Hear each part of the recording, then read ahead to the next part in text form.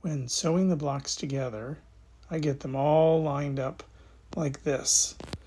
And then I pick up the two pieces that I'm going to sew together, take the whole stack of them and bring them to the sewing machine.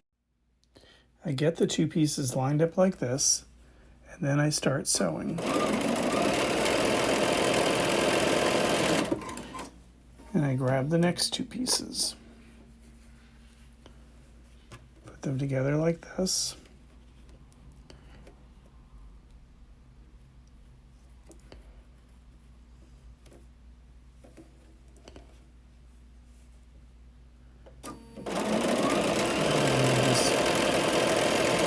You just keep sewing. This is called chain piecing, where you just do one piece after the next, and you don't cut the threads in between. So I'm lining up another one. And this is how you can quickly go through those stacks of things that need to be sewn together.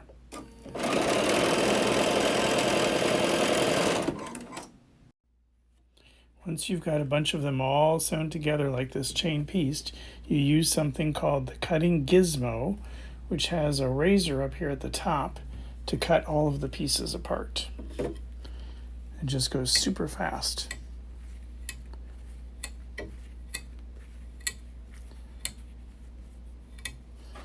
And then you take them to the ironing board.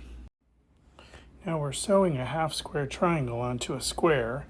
We're going to be sewing another half square triangle down here at the bottom of the square. So we're going to want to press this square, this half square triangle away from the square.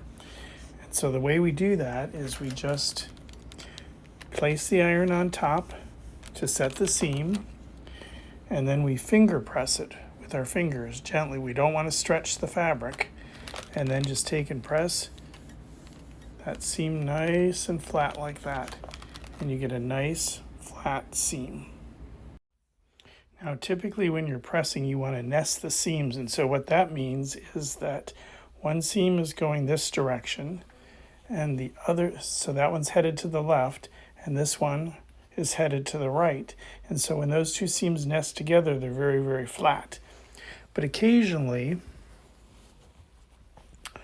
when you're doing that, the seams can't all go in the right direction, so you have to nest them as you're sewing them together, and then you may have to cut the seam a little bit, just a tiny bit, right up to the threads so that you can get that to lay the correct way. And when you do that and you've sewn the block together, you get a nice flat block like this.